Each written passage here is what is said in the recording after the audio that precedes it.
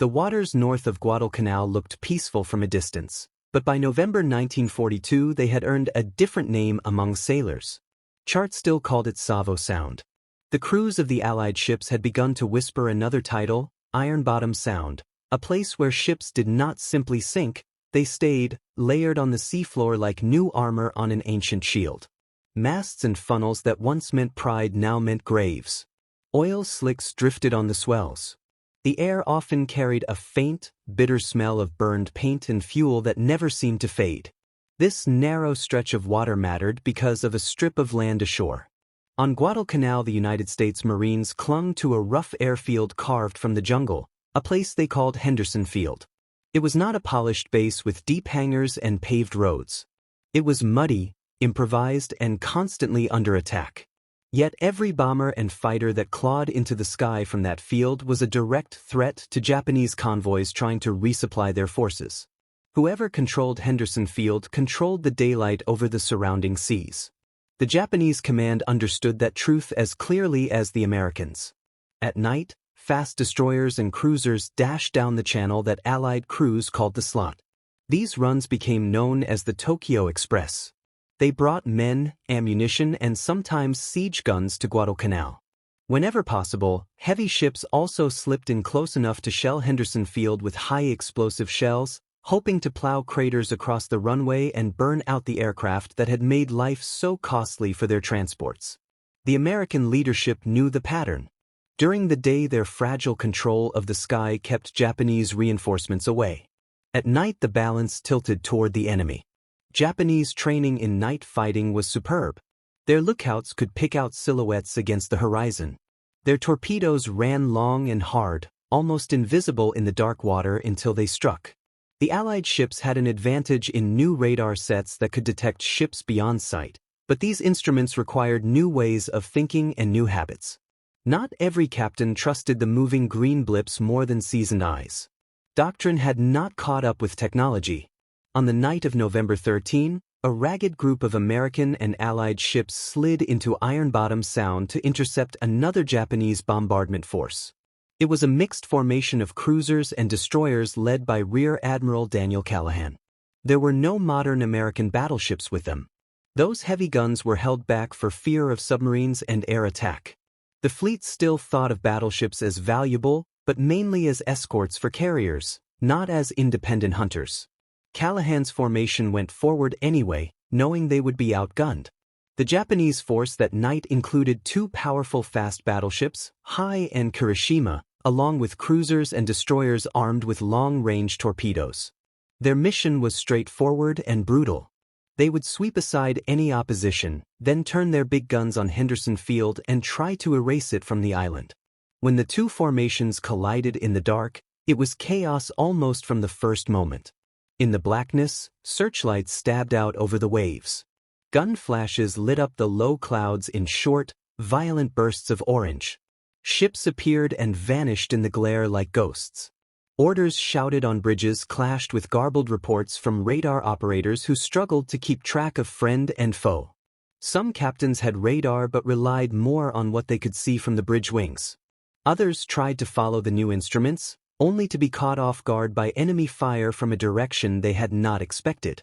The battle turned into a murderous brawl at close range. Cruisers and destroyers raked each other with rapid-fire guns. Torpedoes struck and blew open hulls. The sea began to fill with burning fuel and debris. Japanese shells smashed into American ships one after another. Hai and Kirishima used their heavy guns against lighter ships that had never been designed to withstand that kind of punishment. By the time the guns finally fell silent, the calm of Iron Bottom Sound was broken by the crackle of distant fires and the cries of men in the water. Several American ships went down or were left shattered. 706 Americans lost their lives that night, among them 2 admirals. It was a cost paid in minutes but measured in years of grief. The Japanese also suffered damage and confusion, enough that their bombardment of Henderson Field was less effective than planned, yet the result was still grim. At dawn, the survivors could see what the darkness had hidden. The broken hulls of ships leaned at strange angles. Lifeboats and rafts drifted among floating wreckage. Smoke rose from blackened superstructures. The sea around Guadalcanal, already a graveyard, had claimed more metal and more men. For the sailors still afloat, the name Iron Bottom Sound no longer sounded like a nickname. It felt like a statement. News of the fight reached the higher command quickly. In the headquarters where maps of the Pacific spread across long tables, the reports painted a stark picture. The attempt to block the Japanese the previous night had come at a terrible price, and still the enemy had not given up. Reconnaissance and radio intercepts made it clear that more Japanese ships were on the move. Their goal had not changed. They still intended to crush Henderson Field, land more troops, and tip the struggle for Guadalcanal back in their favor. Admiral Chester Nimitz and Admiral William Halsey faced a tightening circle of realities. The Marines on Guadalcanal were exhausted and short on supplies, but they held the airfield that kept Japanese reinforcements at bay during daylight. The Japanese Navy remained willing to throw heavy ships into the night waters to knock that advantage away. The American cruiser and destroyer force had been mauled. Yet if Henderson Field fell silent, the next wave of Japanese transports would likely arrive untouched, and the whole campaign would swing against the Allies. Over the quiet hum of generators and the rustle of paper, staff officers measured distances, ship speeds, and fuel states. Weather reports came in. Submarine sightings were checked. It was clear that another Japanese bombardment group could be off Guadalcanal within the next night, maybe with even stronger escorts. The American carriers were too far away and too vulnerable to send into such confined waters. That left one option that many had considered too dangerous only days before. Anchored farther to the rear, two new battleships waited, almost untested in real combat. Their thick armor and 16-inch guns represented the old belief in big gun power, yet their crews had drilled with the newest surface search radar sets, learning how to find enemies in the dark without searchlights. Their existence was a promise of strength, but also a temptation. Sending them into Iron Bottom Sound would expose them to submarines, torpedoes, and concentrated gunfire in a place already thick with wrecks and memories of disaster. Keeping them back might mean losing Guadalcanal altogether. As the sun dropped once more toward the sea on November 14, the shadows across the charts seemed longer. The decision that would follow would send steel and men back into the same haunted waters where so much had already been lost, with no guarantee that this time the outcome would be any different. In the days after the shattered Battle of the 13th, one name kept appearing in the conversations of staff officers studying the charts around Guadalcanal. Willis Augustus Lee. He was not a glamorous figure in the way some naval leaders were. He had the look of a quiet schoolmaster more than a heroic portrait. Yet he carried a record that made people pause. As a younger officer, he had won medals as a world-class marksman, even standing on the firing line at the Olympic Games. To him, hitting a distant target was not magic. It was the end result of numbers, angles, and discipline. Gunnery seemed to live in his bones. He understood how shells arced through the air, how the roll of a ship changed the fall of shot, how tiny errors multiplied over miles. When experimental radar sets began to appear on American warships, many officers treated them as useful gadgets. Lee saw something deeper. He recognized that these humming boxes and glowing screens might become the new eyes of the fleet, eyes that did not depend on daylight or clear weather. He spent hours with technicians and enlisted operators, asking direct questions, learning how the signals behaved over choppy seas and near land. He also had something that mattered as much as his skill: a calm temperament. In battle, noise and confusion often drove men toward instinct and habit. Lee had a reputation for keeping his voice level and his thoughts clear even when reports came in fast and contradictory. Those who had served under him noticed that he rarely raised his tone, and that he listened carefully to the people who actually handled the machines on which he depended. For radar to guide heavy guns at night, that attitude was essential. When the reports from Iron Bottom Sound reached Admiral Halsey, the scale of the loss pressed on everyone in the command chain. The rattle of typewriters and the rustle of message forms could not soften the reality. Cruisers and destroyers gone. Hundreds dead. The enemy still determined. The question was no longer whether to risk heavy ships near Guadalcanal, but whether there was any other move that might hold the island. In that narrowing space of choices, The combination of new battleships and an admiral who trusted radar began to look less like a gamble and more like the only rope left. Anchored at Noumea lay the battleship Washington, a massive shape of steel and armor that had never yet fired her great guns in anger. Her 16-inch turrets, each weighing as much as a small ship, had been designed to hurl shells farther than the horizon. Her structure held the layered protection of a modern capital ship, but deep inside she carried the wiring and sets that made up the new surface search radar.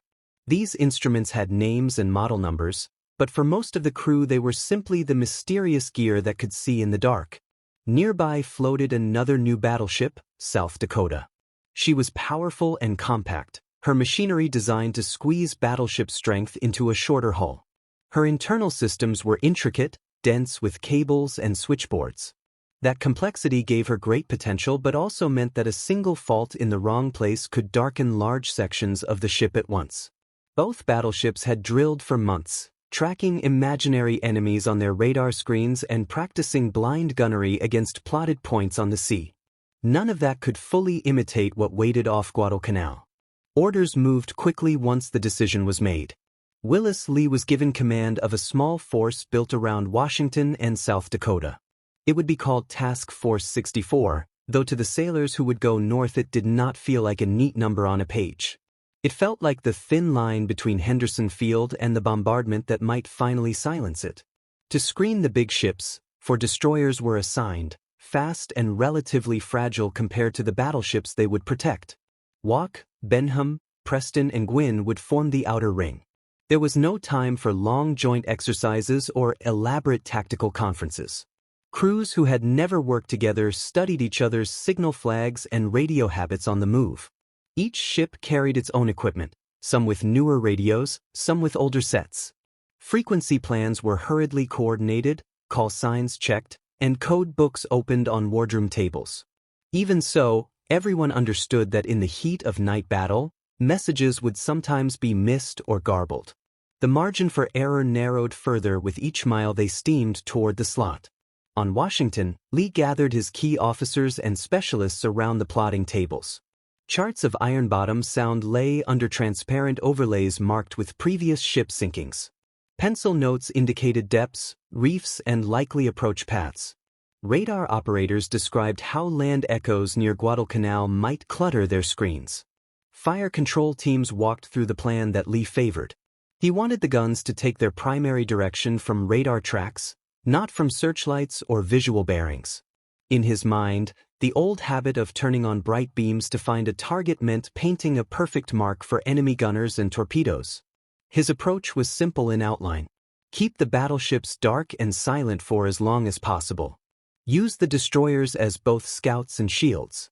Let radar detect the enemy at ranges where human eyes saw only night. Plot the courses of the Japanese ships as they closed on Guadalcanal for their expected bombardment run. Then, at the right moment, unleash heavy broadsides from beyond what the enemy believed was safe in darkness. It sounded straightforward on the chart. Everyone knew it would feel very different when shells began to fall and torpedo wakes started to appear. As Task Force 64 left the relative safety of Noumea, the mood on board settled into that familiar blend of routine and unease that precedes battle at sea. On the upper decks, sailors checked lashings, secured gear, and made sure firefighting equipment was in its place. Below, in the turrets and magazines, crews inspected shell hoists and powder bags. Radar rooms, once quiet corners known mainly to technicians, became centers of attention. The green glow of screens painted faces with an otherworldly light as operators adjusted controls and watched the steady sweep of the line. Messages from Guadalcanal filtered in and out through the command circuits. Reports of air patrols during the day, of artillery duels on the ridges near Henderson Field, of attacks by Japanese aircraft when weather allowed. The men on Washington and South Dakota could not see the jungle or the muddy runway, yet they understood that their own voyage was an extension of that same struggle. If they failed, the Marines ashore would likely be overwhelmed by fresh enemy troops and heavy guns brought in under cover of darkness. As the force moved up the long channel that led toward the Central Solomons, night closed down around them like a curtain. Stars appeared between high, broken clouds. The sea took on a dark metallic sheen, marked only by pale wakes and the faint foam along the hulls. Lights were reduced to the bare minimum. Smoking on deck was restricted or forbidden. Any glow that might betray their presence to watching eyes or aircraft was treated as a small but real danger. The previous battle still weighed on many minds. Some of the destroyer crews had friends on ships that now lay on the bottom of Iron Bottom Sound. Rumors of the horror of that night had already spread. Stories of ships blazing from stem to stern, of ammunition exploding, of men forced to abandon vessels under plunging shellfire. Even without official reports, sailors knew how quickly a hull could change from a proud silhouette to a burning wreck. Yet duty and habit kept them at their stations, focusing on cables, valves and instruments rather than on images they had not seen but could clearly imagine. Near midnight, the entrance to Iron Bottom Sound drew close. Radar operators reported land echoes that matched the expected outlines of Guadalcanal and surrounding islands. The sound itself did not look different on the surface from any other wide stretch of water, but Washington and her companions slipped into a place already heavy with wreckage below and memory above. Somewhere out in the dark, Japanese ships were also moving, their commanders confident in their night fighting skills and long-range torpedoes, unaware that this time they would face an enemy guided by invisible eyes. On the bridge of Washington, Willis Lee studied the latest plots. Tiny symbols marking presumed enemy positions inched across the paper. Range and bearing lines were updated as new radar sweeps came in. The battleship's engines beat a steady rhythm through the deck plates. The destroyers ahead vanished and reappeared as faint shapes against the darkness. The moment when silence would end and the first heavy salvo would roar out had not yet arrived, but it was close enough that everyone could feel it in the way voices dropped and movements became more precise. Iron Bottom Sound, which had taken so many ships in the nights before, now waited once again. This time, a man who trusted mathematics and radar more than searchlights was bringing two great battleships into its shadowed heart, ready to try to turn the tide not with luck, but with calculated fire in the dark. Iron Bottom Sound had a way of swallowing distance. To the radar operators on Washington, the sea was not empty black water, it was a circular world of moving dots. Each sweep of the line across the screen brought back a pattern of faint returns that meant land, islands, and sometimes ships. At first the pattern matched what they had practiced on the charts. The wide glow of Guadalcanal. The smaller islands that framed the approaches. Then, slowly, there were shapes that did not belong to the shoreline at all. The first reports went up the chain in quiet, clipped phrases. Contacts at ranges far beyond human vision, small but consistent, closing at speed. The crews had been told to expect a Japanese bombardment group, and now the evidence of its approach was captured in numbers. Range. Bearing. All of it updated with every sweep. Willis Lee listened as his radar teams called out their findings. He compared them with the predictions made earlier in the plotting room. The lines on the chart began to match the lines on the radar plot. The enemy was coming in almost exactly as expected, steering toward the island that had become the center of so much blood and effort. Farther ahead, the American destroyers felt the tension in a different way. Out on the edges of the formation, ships like Walk and Benham rode the slight swell with their bow waves cutting pale streaks in the dark water. Their own radar sets looked for contacts, their lookouts peered into the night, but they could not see the larger battle picture forming inside Washington's plotting spaces. What they did know was that any enemy force coming in would meet them first. They were the thin screen between the battleships and incoming torpedoes or sudden gunfire. The Japanese formation under Vice Admiral Kondo moved through the night with a confidence earned in previous victories. Battleship Kirishima steamed at the center of his force, her own guns ready for the bombardment mission ahead. Around her clustered heavy and light cruisers and destroyers, all trained to work together in darkness. Their doctrine assumed that the enemy could not see as well at night, that searchlights and flares could blind and disorient opponents at the critical moment. They did not know that this time their own outlines were already appearing as faint arcs on foreign radar screens long before any beam of light touched them. On Washington the order came to tighten the formation. Speed and course adjustments rippled through the ships. The destroyers shifted slightly relative to the battleships, forming the protective fan that would feel the first hard hit if long-range torpedoes came slicing in. Guns were loaded, fuses checked, and ammunition hoists waited for the call for rapid fire. Searchlights remained dark, their shutters closed. The only glow came from shielded instruments and the muted red lights in control rooms where men bent over phones and dials. As the two forces closed, the air changed in subtle ways. The faint smell of distant smoke drifted across the water. Some men on deck thought they could feel, more than hear, a deeper vibration under the normal thrum of their own engines, as if other propellers pounded the sea somewhere out beyond sight. On radar, the picture grew more crowded. Individual enemy ships could be distinguished more clearly. Plots began to show not just a single mass but a line of cruisers, clusters of destroyers, and the heavier, slower target that could only be Kirishima.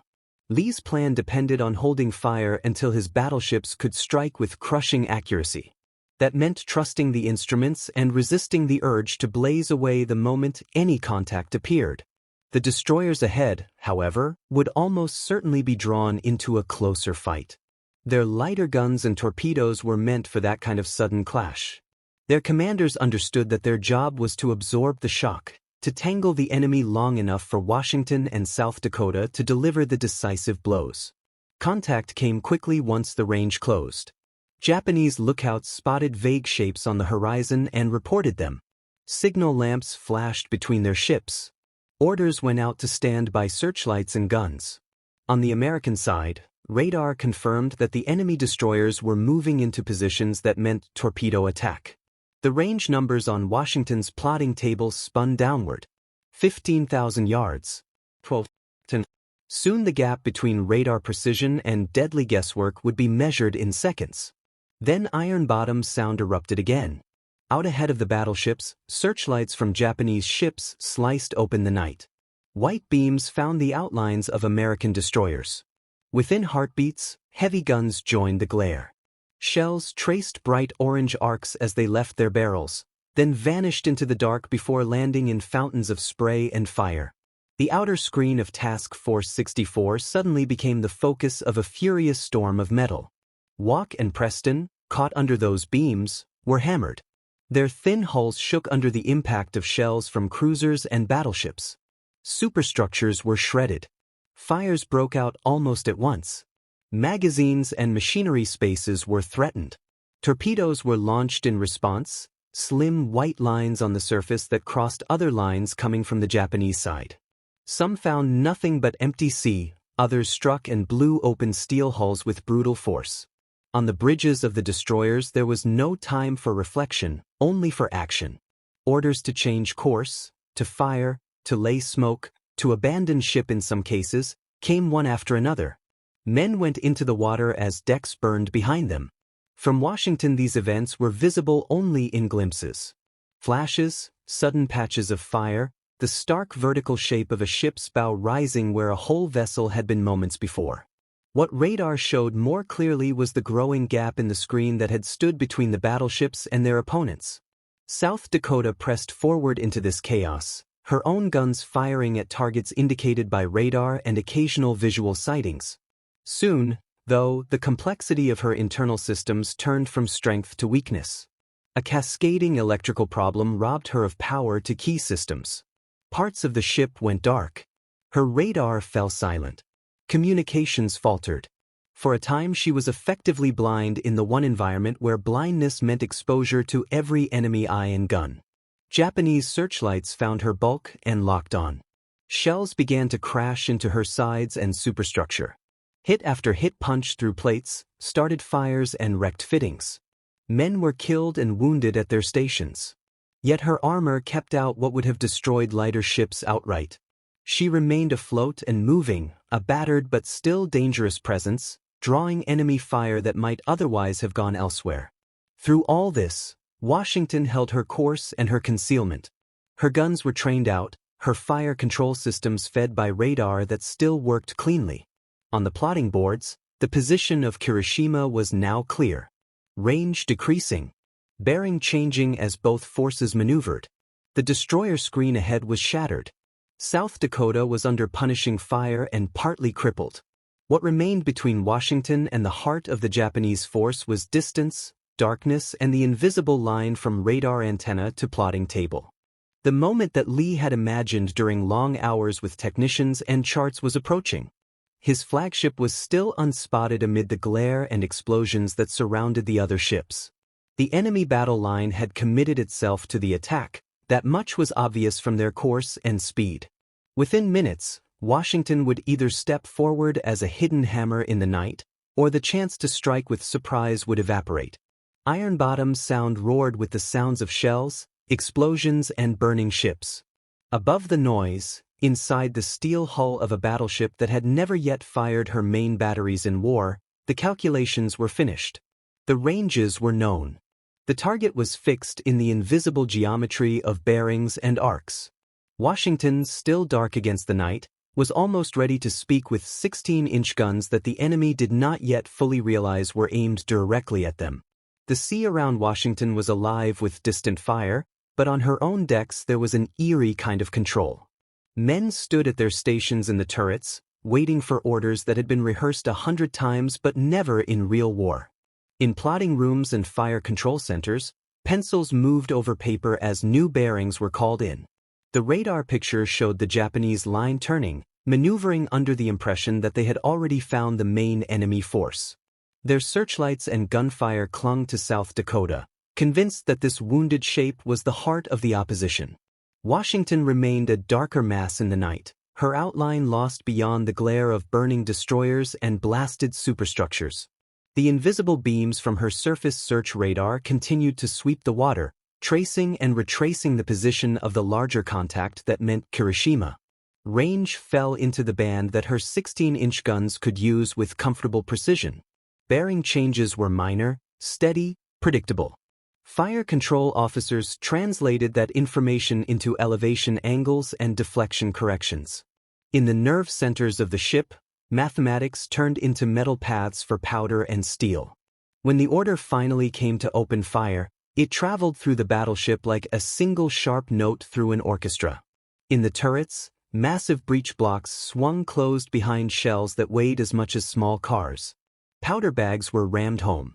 Safety interlocks clicked into place. Men who had spent months practicing with dummy rounds could feel the difference in the tension of the machinery, in the seriousness of the voices on their internal phones. The ship's captain aligned his decisions with Lee's plan. No searchlights. No grand visual challenge. Only radar plots and the silent geometry of range and bearing. Washington's first full salvo from her main battery tore the night in a way the previous exchanges had not. The concussion rolled across her own decks, driving shockwaves through steel and water. Tongues of flame leapt from the muzzles, briefly outlining the long gray barrels before they vanished back into darkness. To the men below, the roar was more felt than heard, an immense physical shove followed by the faint distant rumble of impact somewhere over the horizon. Shell splashes rose near Kirishima, towering white columns in the dark sea, marking where the opening guess had fallen. Adjustments followed with practiced speed. Radar and optical observers reported the fall of shot as best they could through the clutter of splashes and fires. Corrections were fed into the fire control computers. Bearing and range were trimmed by hundreds of yards, then tens. A second salvo boomed out, then a third, the rhythm of a battleship settling into its work. On Kirishima, officers who had believed themselves focused entirely on South Dakota began to register that something else, something heavier, had entered the fight from another direction. Shells of a caliber they had not expected at this range began to land with frightening accuracy. Hits came in rapid succession. Some slammed into Kirishima's upper works, smashing rangefinders, knocking out gun mounts and starting fires that licked hungrily up masts and ventilators. Others punched into her sides near the waterline, tearing open compartments and twisting internal bulkheads. One after another, Washington's shells chewed away at the Japanese battleship's ability to return effective fire. Communication lines inside Kirishima frayed under the strain. Reports of damage crowded into already overloaded circuits. Control positions were destroyed or cut off. The crew fought to contain flooding, to keep power flowing to turrets, to maintain enough order to answer with their own guns. The gulf in situational awareness between the two flagships widened with every minute. On Washington, radar still painted a coherent picture. Kirishama's course changes and speed shifts were tracked and compensated for. Shells were walked onto her like hammer blows following a moving nail. On the Japanese side, smoke, fire, and shock distorted everything. South Dakota's battered presence ahead still drew some attention, but the sudden punishment from Washington could not be ignored. The belief that no unseen foe could deliver such concentrated fire at night began to crumble. Around the two main combatants, the rest of Iron Bottom Sound remained a chaos of separate struggles. Wrecked American destroyers drifted or sank in pools of flame and oil. Survivors clung to wreckage, watching pillars of fire and the flashes of heavy guns in the distance, unsure which side held the upper hand. Japanese cruisers and destroyers shifted their positions, some attempting torpedo attacks on the battleship that had revealed herself in the flare of her own broadsides, others maneuvering without clear orders as signals blurred in the rush of events. Washington did not rely on luck alone to survive this ring of potential threats. While the main battery kept pounding Kirishima, lookouts and radar operators watched for the telltale signs of torpedo salvos. Helm orders shifted her course enough to throw off predicted tracks, weaving her through a night in which unseen weapons raced just below the surface. Estimates later suggested that as many as 16 long-range torpedoes crossed near her path, any one of which could have broken her back or at least crippled her.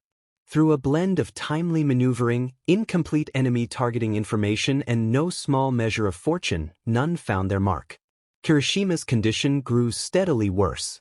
Her steering suffered under the blows. At one point she began to circle, no longer under precise control. Fires burned along her decks and around her superstructure, lighting patches of the sea with a sinister orange. Listing increased as water poured into torn compartments. Some of her guns still fired, but the pattern was ragged, less a deliberate reply than a stubborn refusal to go silent. Around her, Japanese destroyers moved in attempts to shield and assist, dropping smoke and preparing to take off survivors if the order came. From Washington's perspective, the job was grim but straightforward. As long as the enemy battleship remained afloat and potentially dangerous, the main guns continued to work. Salvos were adjusted to hit critical areas, to ensure that Kirishima would no longer be able to threaten Henderson Field or American ships.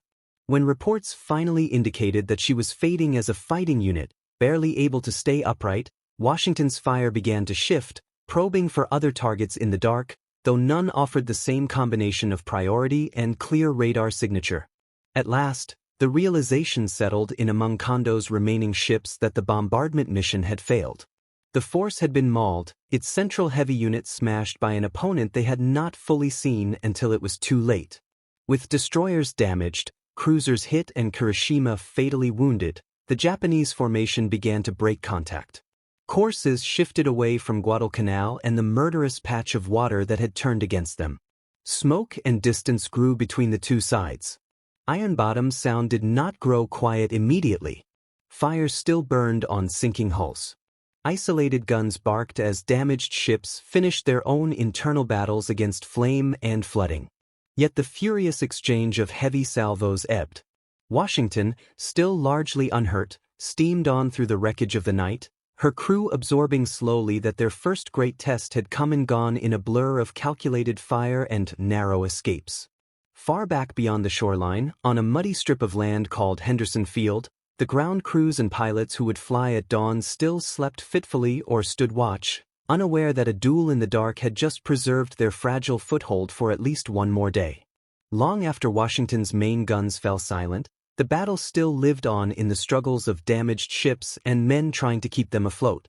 Kirishima, once a proud, fast battleship, now reeled under the punishment she had taken. Her hull had been opened in multiple places. Pumps fought a losing contest against inrushing water. Fires burned along her decks, sending twisting columns of smoke into the night sky above Iron Bottom Sound. Inside her, damage control teams moved through choking heat and darkness, trying to shore up bulkheads that trembled under the strain. They carried timbers, hoses, and portable pumps, but each new report that reached surviving officers painted the same picture. flooding in vital compartments, steering unreliable, gun mounts wrecked, communication circuits severed. Every attempt to impose order was narrowed by the sheer weight of what had already been lost to steel and flame. The sea around Kirishima was crowded with her own escorting ships, destroyers and cruisers that had also taken hits in the chaotic fight. Some had suffered their own structural wounds, others were still relatively intact but filled with wounded men. Torpedo crews who had trained to launch tight, coordinated spreads now found themselves throwing lines to burning ships or preparing to take on survivors. The plan to close with Guadalcanal and smash Henderson Field had died somewhere in the minutes when Washington salvos walked across Kirishima's hull. As the situation worsened, the Japanese command on the scene faced the harsh arithmetic of survival. Kirishima was no longer a weapon that could shape the battle. She had become a liability, a failing mass of steel that threatened to sink under her own weight. Attempts to tow her or stabilize her in the face of ongoing flooding would only make the rest of the force more vulnerable to renewed attack. With every passing moment, the risk of air strikes at dawn increased for any ship still lingering in the area. Sometime after midnight, the decision shifted from whether Kirishima could be saved to how her crew could be spared needless sacrifice. Orders went out to abandon ship. Men who had spent their careers aboard that hull now moved toward the rails with life jackets and rafts, guided by flickers of light from burning fixtures and hand lamps. The sea that had helped carry them across the Pacific now became their only refuge. They slid down lines or jumped outright, hitting water spotted with oil and specks of floating debris. Nearby destroyers moved in as close as they dared, lowering boats and throwing nets over the side. They took aboard as many as they could reach in the darkness, men shivering not only from the water but from the shock of seeing their battleship dying behind them. Kirishima's list increased as compartments flooded fully. Her remaining guns pointed at odd angles, silent. The fires that had marked her presence began to merge with the rising flood that claimed her interior spaces. When she finally rolled and slipped beneath the surface near Savo Island, she added her heavy hull to the growing collection of wrecks that gave Iron Bottom Sound its name. Rough estimates later suggested that around 300 of her crew did not make it off the ship. Their loss joined that of so many others whose vessels already lay on the same seabed. Above, the darkness slowly grew thinner as the long night edged toward dawn. While this drama unwound on the Japanese side, Washington and the remnants of Task Force 64 gathered themselves and cleared the immediate danger zone. South Dakota, though battered by dozens of hits, remained afloat. Her crew worked furiously to contain damage, restore power where they could, and tend to the wounded. The destroyer Gwyn, the only one of Washington's original 4 escorts still in fighting shape, helped screen the battleships as they steered away from the worst cluster of wrecks and fires. Behind them, the evidence of the previous hours covered the water. Burning fuel shed a dim glow across the waves. Rafts and floating debris marked the last positions of Walk, Preston, and Benham. Men in the water called out when ships drew near, hoping to be seen in the murk. Those on passing vessels did what they could, casting life rings and rafts, but the priority remained clear. The larger ships had to move out of waters where torpedoes might still be lurking and where daylight would soon expose any lingering silhouettes to enemy aircraft. As the black of the sky gave way to deep blue and then to gray, the shape of the battlefield became visible in a way no radar could fully capture. Smoke plumes rose from scattered points across the sea. The broken backs of sinking ships jutted from the water before sliding under. Oil spread in wide, rainbow sheens. The air carried a sour mix of salt, fuel, and the faint, bitter smell that clings to sites of heavy combat. It was a familiar scent now for sailors in the Guadalcanal campaign, yet another sign that the price of holding this area of ocean remained high. Farther to the north and west, another Japanese effort pressed on. Transports loaded with troops and supplies had advanced under cover of the planned bombardment. Even as Kondo's surface force reeled back from its night clash, these transports had crept as close as possible to Guadalcanal's shores. Many of them were run aground deliberately near the island's beaches to offload men and cargo quickly, forming a rough line of hulks along the coast. The commanders of those ships knew they were exposed, but the logic was stark. Either the reinforcements reached the beach, or the struggle on land would tilt against their country's hopes. Dawn brought with it the one factor that had driven so much of the tension in the previous days: air power. With the sky lightening over Henderson Field, ground crews moved decisively despite exhaustion. Mechanics checked engines and fuel lines, rearming aircraft that had spent the previous day defending the island and attacking enemy ships. Pilots strapped in with the knowledge that reports from the night indicated a shattered but still significant enemy presence offshore. The first waves of American aircraft lifted from the rough runway and headed toward the reported positions of the transports. What they saw when they arrived was a picture that suited their capabilities. Large, slow ships trapped in shallow water or caught close to the coast, unable to maneuver freely. Some had already begun to offload men and equipment into barges and onto makeshift piers. Others still had decks stacked with material that had not yet been moved ashore. All of them were vulnerable under the clear light of the new day. Bombs and strafing runs turned that vulnerability into destruction.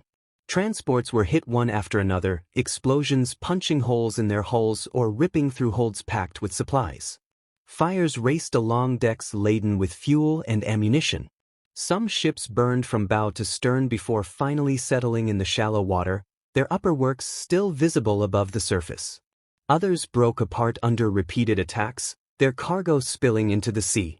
Despite the ferocity of the assault, not everything aboard those transports was destroyed. Thousands of Japanese soldiers did manage to reach the shore, some in organized landings, others scrambling from wrecked ships and clinging to any available craft. They came ashore hungry, short of equipment, and separated from much of the heavy gear that was supposed to support them. The supplies that did survive had to be salvaged under the constant threat of further airstrikes. For the Marines and soldiers on Guadalcanal, the sight of burning enemy ships offshore brought grim satisfaction. Each column of smoke represented food, ammunition, and artillery that would never reach the enemy units facing them in the jungle. They knew that more fighting lay ahead, but the scale of the threat had been cut down sharply by the night action in Iron Bottom Sound and the air attacks that followed. Henderson Field remained in American hands, its runway still workable, its aircraft still operating. That single fact continued to shape the wider campaign.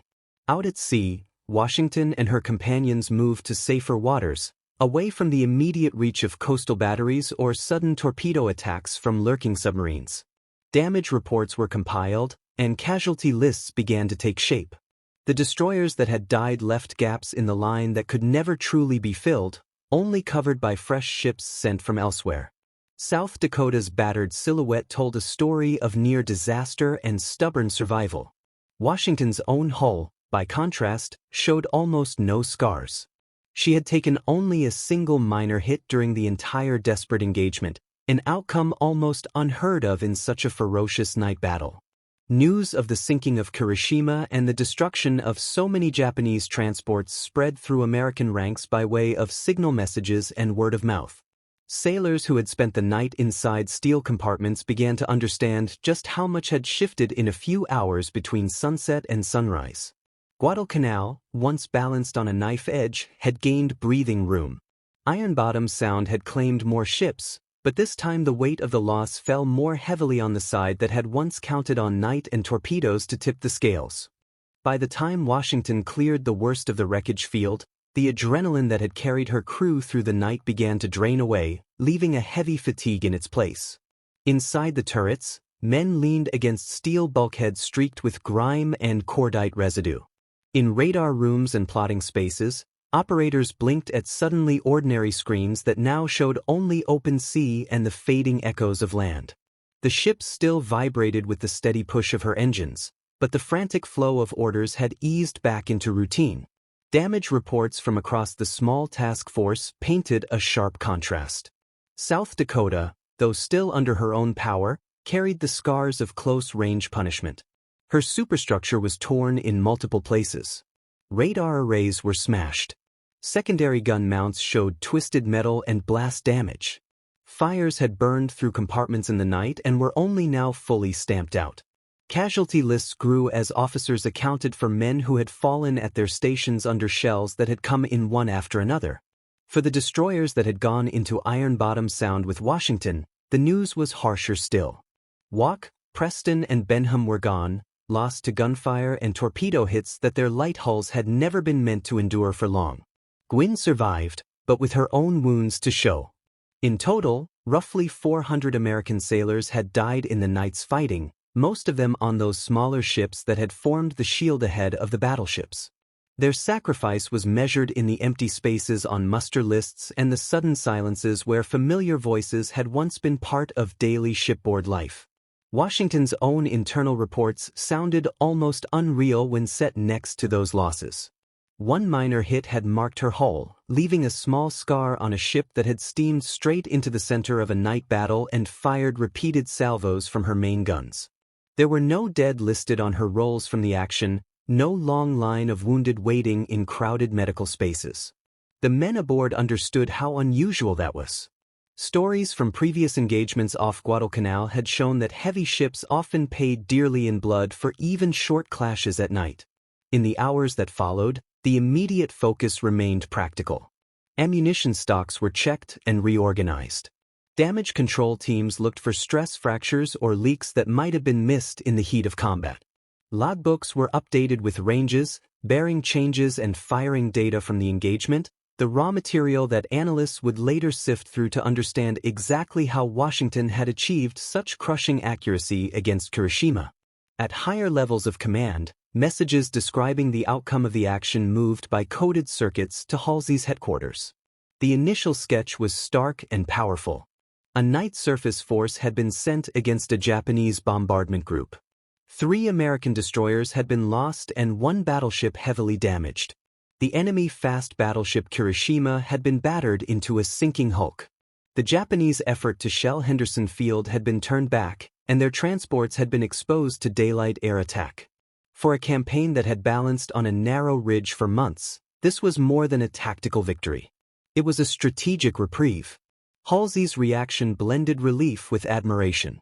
The idea of pushing new battleships into the confined, dangerous waters of Iron Bottom Sound had carried real risk.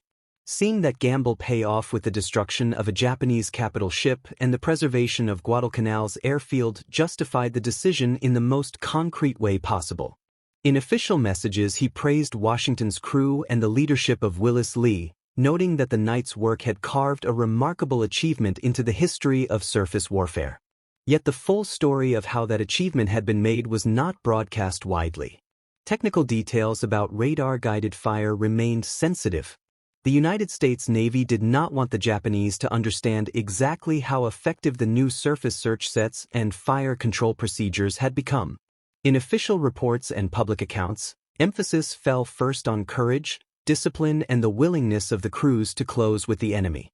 Those qualities were real and important, but they were only part of the picture. Inside Washington, the men who had spent the night in small, dim rooms filled with humming equipment knew that. Radar operators who had watched enemy ships appear on their screens long before any human eye could see them understood that the battle had been shaped by invisible beams sweeping through the dark. Fire control specialists who had turned those radar plots into precise firing solutions recognized that the old image of battleships groping blindly at night was no longer accurate. The ship had fought with senses that did not depend on daylight or clear skies. Lee and the officers closest to him made sure those lessons were recorded. In formal after-action reports and in technical summaries, they described how radar tracking had allowed Washington to slip through the confusion around South Dakota and the dying destroyers, then lock onto Hiroshima with astonishing accuracy. They noted how direct communication between radar rooms and gunnery control had cut down delays and reduced the chances of human error. They pointed out that keeping searchlights dark and trusting the instruments had protected the battleship from becoming an easy target.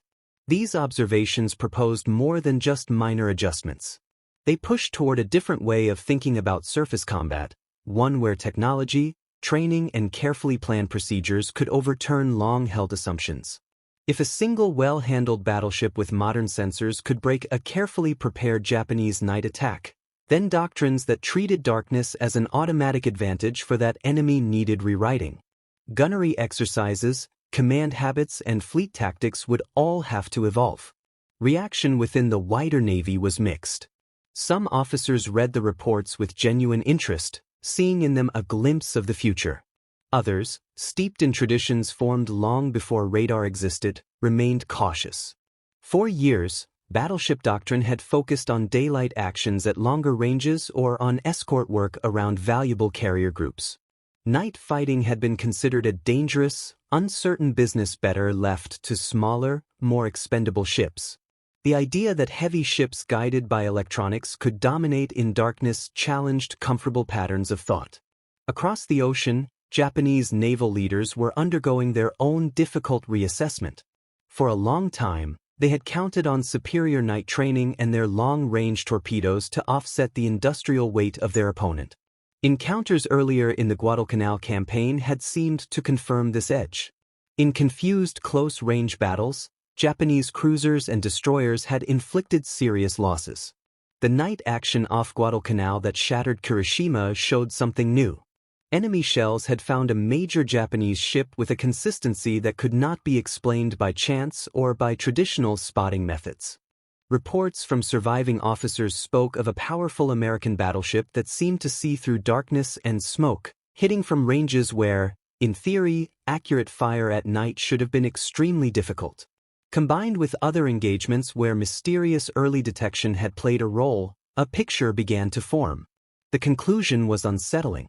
The United States was not only matching their night capabilities but, in some circumstances, surpassing them through the use of radar. For the crew of Washington, these larger doctrinal debates remained distant during the first days after the battle. Their immediate reality was the voyage back to Noumea. As the ship approached harbor, the scars of the campaign became visible along the waterfront. Other damaged vessels lay at anchor, patched and repainted in places where shells and bombs had torn into them. Repair ships and tenders worked steadily, cranes swinging loads of steel and equipment over decks that still bore the marks of recent fights. When Washington finally dropped anchor, there was no dramatic ceremony. Lines were passed. Tugs nudged her gently into position.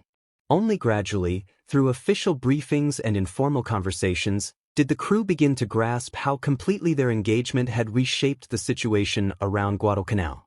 They heard about the burning Japanese transports, about the supplies that had never reached enemy troops, about the renewed confidence in Henderson Field's survival. In quiet moments on deck, some men looked out over the calm harbor water and thought back to the violent confusion of Iron Bottom Sound. The difference between the two scenes underlined a simple reality. In one place, fire and steel had ruled for a few compressed hours. In the other, charts and plans now caught up with what had already been decided by those guns in the night. Washington had gone into that dark passage as a new ship, unblooded. She returned as the center of a story that proved a modern battleship, handled with clear thinking and guided by unseen signals, could still change the course of a campaign. In the days after Washington anchored at Noumea, the harbor around her became a kind of living chart of the wider war. Repair ships nestled up against wounded cruisers and destroyers. Welders showered sparks across torn plating. Fresh paint appeared in patches on hulls where jagged metal had been cut away. There was always the clang of tools, the thud of crates, the faint echo of hammers inside hollow spaces. Each sound spoke of ships that had met violent nights and were now being coaxed back into fighting shape. Washington did not look like a survivor of disaster. To eyes that walked along her decks and climbed her ladders, she appeared almost untouched. Her paint was smoke-stained in places from her own guns, and there were scuffs and dents from the hard routine of sea duty, but the single hit she had taken in battle had left only a modest scar. For a battleship that had stood alone against an enemy line, it was an outcome so gentle that it almost seemed out of scale with the stories now circulating around the fleet.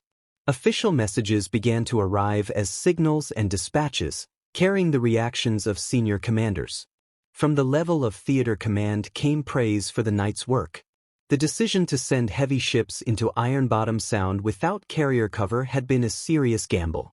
The result, the destruction of Kirishima and the protection of Henderson Field, gave that gamble the air of inevitability in hindsight, even though the men who had made the choice remembered clearly how thin the margin had felt only days before. In those same messages, the name of Willis Lee appeared often. Reports described how Task Force 64 had gone into dangerous waters, how it had met a superior enemy force, how one American battleship had engaged and destroyed an enemy battleship in darkness while suffering almost no damage herself. Admirals at desks far from Guadalcanal read of Washington's performance and understood that something unusual had happened in that narrow sound. They recognized courage, discipline, and cool leadership, and they said so in their endorsements. Yet for all the praise, much of what had made the victory possible remained tucked into technical sections and appendices rather than splashed across the main narrative. Radar was still a relatively new instrument in fleet use. Details about its capabilities were treated with caution, partly to keep them from enemy intelligence, partly because not everyone yet grasped just how completely it could change the character of a fight at sea. In public accounts, when journalists later sought to tell the story, the emphasis would fall on the drama of blazing guns and shattered ships rather than on the quiet glow of screens in small, crowded rooms. Inside Washington, those small rooms had their own quiet pride. The operators who had watched scattered blips of light coalesce into the outline of the Japanese formation knew that they had seen the enemy long before any lookout could have done so. They remembered calling out ranges and bearings as calmly as they could while destroyers ahead disappeared into the glare of searchlights and fire. They understood that the accuracy of the main battery had not been a miracle but the result of clear plots repeated over and over across rotating screens. Lee and the officers closest to him refused to let those facts blur into the background. In precise after-action reports, they laid out how contact had been made, how tracking had been maintained despite the clutter of land echoes and multiple enemy ships, how fire control teams had used that data.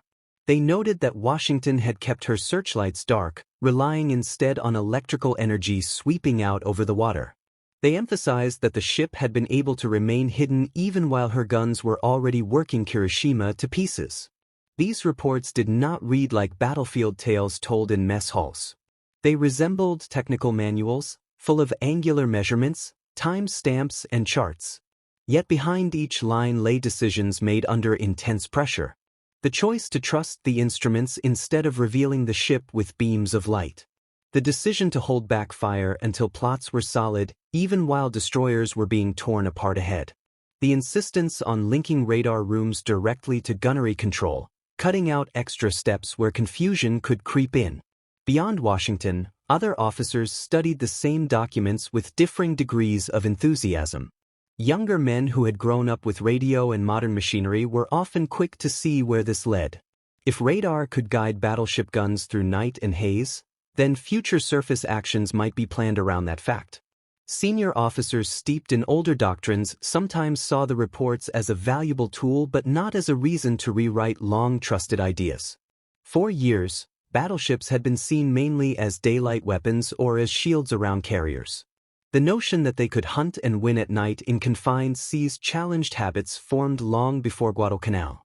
While this internal debate stirred in quiet offices, another, darker reassessment was underway on the Japanese side. In headquarters where charts of the Solomon Islands were spread across tables, the account of what had befallen Hiroshima carried a tone of shock.